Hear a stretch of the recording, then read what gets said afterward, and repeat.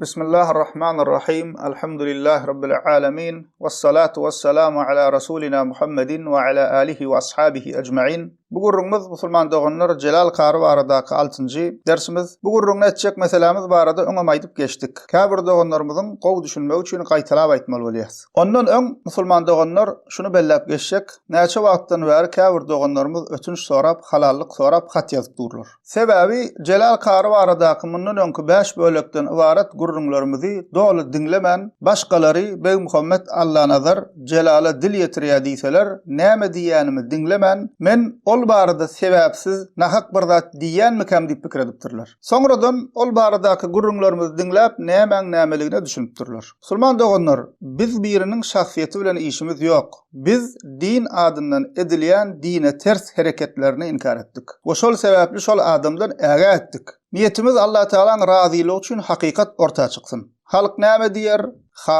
Halamaz ol biz üçin gyzykly däl. Bize Allah Teala'nın razylygy gerek, hakykatyny ýaýramagy gerek. İslam üçin, peýgamberimiz üçin janymyzdan geçiligi. Biriler näme diýer?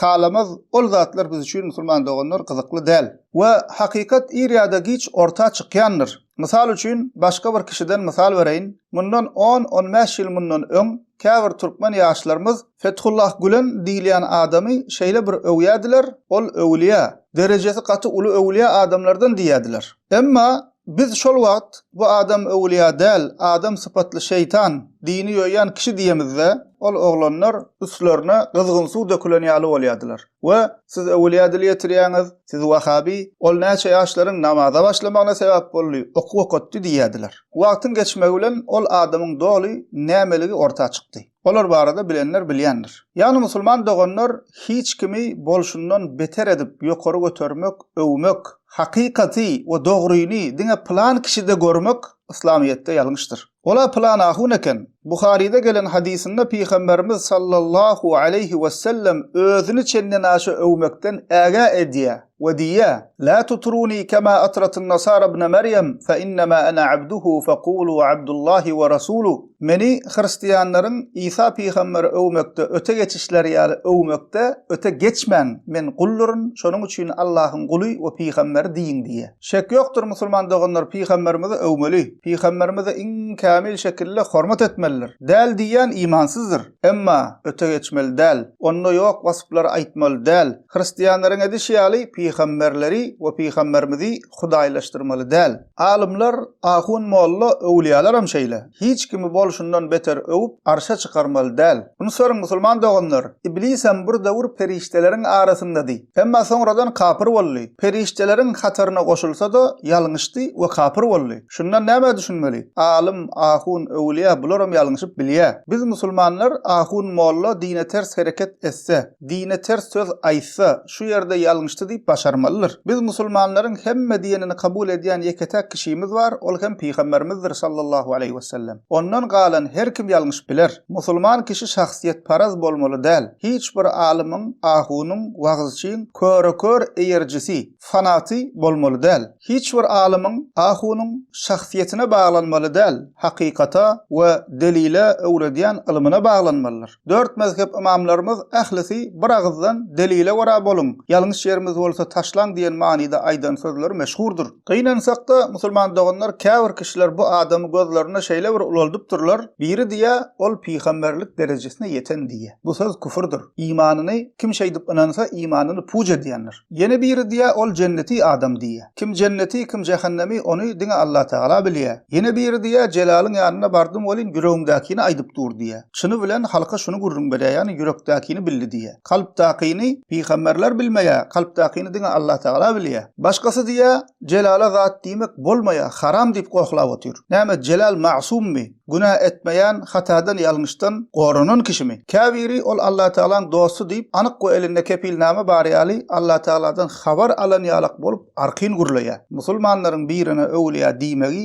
ýagşy gumandan ibaretdir. Hakykatda kimin derejesiniň uly öwliýadygyny bir Allah Taala bilýär. Başgasy diýe Jelalyň gaty ul keramatlar bar diýe. Keramaty bolsa gitsin Palestinadaky musulmanlara kömek etsin. Asly bu bidgatçy sowapulary dinleseň musulman doganlar bularyň pirleri uly işler çözýän, gaty ul derece berilen keramatlar gaty güýçli adamlar diýerler. Emma gelin şu pirleriňiziň hemmesi jemlensin, keramat görkezip Palestina ýaly musulmanlaryň haýyryna bir iş etsin diýsen sesi çykanok. Bularyň güýji sada insanlaryň gözüni oýap, üfläp tesbih paýlamagy ýetýär. Nämehrem denanlara mata oklamagy ýetýär. Ahli sünnet aqidasyna görä öwliýalaryň keramaty hakdyr. Emma bidgatçylarda keramat bolmaýar. Hakyky keramatly öwliýa kameran öňüne geçip özüni reklam edip insanlar özüne çağırmaýar. Kameran öňüne geçip takwalyk satmaýar. Hakyky öwliýa Peýgamberimiziň ýoluna görä bolýan alim zenanlara mata oklap, zenanlary özüne gatnatmaýar. Birileri Jelalyň uflan tesbisi, onuň uflan süýjisi, onuň içen çaý diýip şu zatlary mukaddesleşdirip ýörler. Ýagny Jelalyň uflan tesbisi bilen üflemedik tesbisiniň arasynda näme tapawut bar? Onuň uflan tesbisini zikir etmek has sogaply bolýarmy? Şoňa ynanýaňyzmy? Allah Taalaň gatynda bizi gadyrly edýän zat biziň öz eden amalymyzdyr, takwalygymyzdyr. Garaz musulman doganlar bu zatlaryň ählisi öte geçmekdir. Bu ýagdaýyň birinji sebäpkärem Jelalyň özüdür. Celal diýilen adam alim däl, wagzyçy, özüm bidgatçy sowaplardan. Käbir diýe gow wagzylar bar diýe. Musulman doganlar haýsy bidgatçyň bar wagzy boýdan başyna erwet. Şol Fethullah bilen wagtynda aglap, enrap, jemaaty joşdurup, agladyp wagzy edýärdi. Biriniň gow wagzy onuň eden dine ters hereketini dogrulamaýar. Bir ahun mollan wagzyçyň bir ýerde gurrun beren hak sözi, başga ýerde aýdan ýalňyş sözüni ýa-da ýalňyş hereketini dogrulamaýar.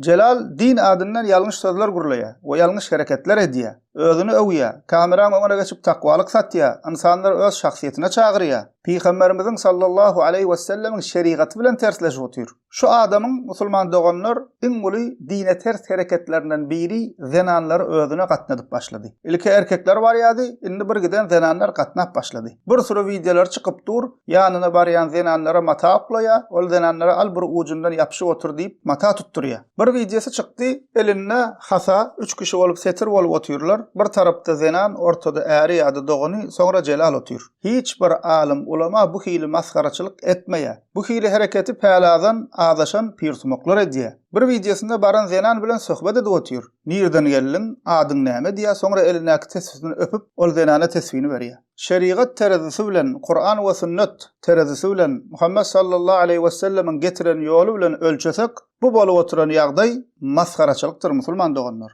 Gün-günden beterledip barýar. Baran zenan bilen bileje oturup surata düşýär. Käbir zenanlar şonuň ýanyna gitmegi we didarlaşmak arzu edýär diýýärler. Bir musulman zenanyň özüne nämehrem erkek bilen didarlaşmagy arzu edip görmegi İslam'a ters düşüncedir. Bir musulman zenanyň özüne nämehrem erkek bilen didarlaşmagy isleýän diýmek aýypdyr, utançdyr. Arzu etjek bolsaňyz jennetde Peýgamberimiz sallallahu aleyhi we sellem görmegi arzu edin. Emma bu ýagdaýda esasy günahkar ol zenanlardan öň Jelalyň özüdür. Bir sürü Jelal parazlar ortağa çykypdyr. Şol näme etse şonu aklajak bolýarlar. Baryan zenanlaryň ýanyna mähremi bar, onuň başgalasy ýanyna oturýar diýip her hili bahana bilen şonu aklajak bolýarlar. Siz näme hile şol hereketi dogrulajak bolsaňyz, nirek ýykylsaňyz şol bolup oturşy İslam'a ters hereketdir. Eger durs bolsalar, hawa şu ýeri bolanok, şonu düzetse gow boljak diýse gow boljak. Emma on diýenoklar beter onuň ýalňyşyna don biçip bizi ýamanlap ýörler. Zenanlary özüne gatnadýan ol,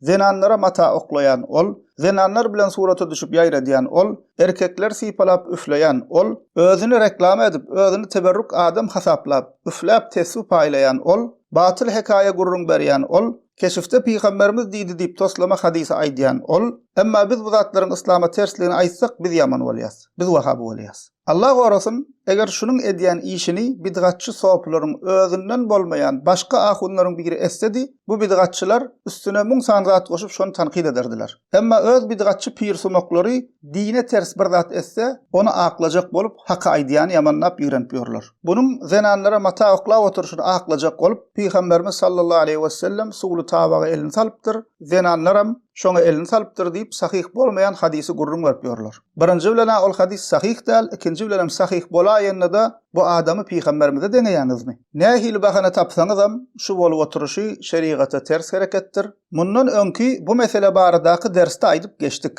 Zenanlara juma farz däl. Zenanlaryň mescide 5 wagt namaza barmagy Hanefi mezhebine görä mekruh. Hatta käbir alimlerimiz zenanlaryň diri we özüne nämahrem bolan erkeklere aňyrda dursun, gabra ziyarata barmagy dogry däl diýipdirler. Gowy düşüneliň musulman doganlar, käbir alimlerimiz hemmesi däl, käbir alimlerimiz zenanlaryň gabrlary, ölüleri ziyaret etmegi dogry däl diýipdirler. Ol diri ýat ýurtdaky erkek ziyaret etmek aňyrda dursun. Geçen dersimizde aýtdyk. Peygamberimiz sallallahu aleyhi we sellem öz ýanyna Peygamberimizin mescidine gelip namaz kılmak isleýän zenana öýünde namaz kılmak maslahat berýär. Bir zenan maşgalan, ýurdaşyp özüne nämahrem bolan erkegiň ýanyna gitmegi, onuň ýanyna barmagy arzu etmegi, onuň ýanyna baryp onuň oklan matasyndan, hasasyndan ýapyşyp oturmagy, bilece surata düşmegi, bu şeriatyň, islamyň, Peygamberimizin sallallahu aleyhi we sellemiň getiren ýolunyň niresinde ba. Hanefi mezhebiň, hatda 4 mezhebiň niresinde ba. Nämemiş hayır doga almaga gidýärlermiş. Ay musulman dogan gözüňi aç. Musulman zenanlara öz ýaşap oturan yerine cuma namaza gitmegi Allah Taala farz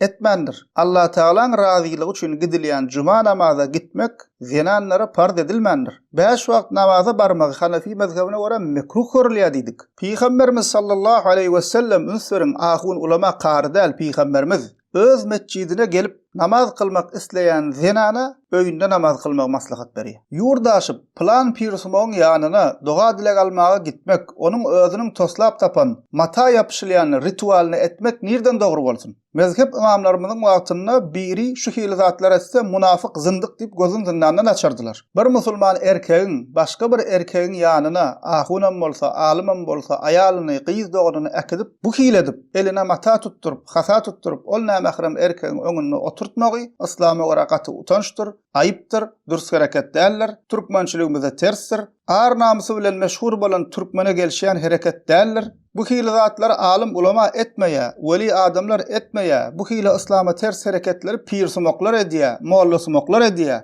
İnsanlar öz şahsiyetine çağıryanlar edýär. Hususan zenanlar bu hili adamlara çalt allanýarlar. Dinini dogry öwrenen, akidasy dürüst islenlik alimdan, hatta dini dogry öwrenen talipden soran bu bolup oturan ýagdaýyň şeriata tersligini kabul ederler. Jelalyň özüni reklam edip oturmagy, zenanlar bilen bu bolup oturuşy, baran erkekler sipalap üflap durmagy, pirimiň beren namazlygyny siz üçin dile geçjek diýip özüni reklama etmegi azaşanlygynyň açyk we aýdyn delilidir. Akidasyny dogry öwrenen musulmanlar bu hili adamlara allanmaýar. Emma käbir doganlarymyz sadalyk edip bu hili adamlaryň süýüji owadança geplerini allanýarlar. Üns berseňiz bu adam bu zatlary öň etmeýärdi ýa-da edýänem bolsa açykdan etmeýärdi. Indi gün-günden beterledip kameraň öňüne geçip özüni reklam edip gün-günden beterledip barýar. Üns berseňiz bizim öňümizde 2 san jelal bar. Sellesi kiçi wagty bir jelal, selle ulanandan soň başga jelal bar. Musulman doganlar bu adamdan ägä bolun. Onun ýanyna gitmek üçin harjajak 200-300 dollaryňyzy, puluňyzy yetim yesire, hassalara, maýyplara, garip mätäje harjaň. Şunu etmeňiz şol hili dini ýoýan adamlaryň ýanyna barmakdan esse haýyrlydyr. Şol garip mätäje, yetim yesire kömek edip, şondan aljak haýyr dilegiňiz, şol amalyň bereketi muň sany pirsmoň sana etjek dileginden haýyrlydyr. Jelalam duruslugy çyn bolsa, bu edip oturan hokkalarynyň el çeksin. Käbir jelal parazlaram şahsiýet parazlygy taşlap hakykata görä, şeriata görä bolsunlar. Hak kimden gelse almagy, batyl kimden gelse inkar etmegi öwrensinler. Allah Taala ahlimize hak ýolda sebat bersin. Allah Taala azaşyp gören doganlarymyza hidaýet etsin. Elhamdülillahi rabbil alamin.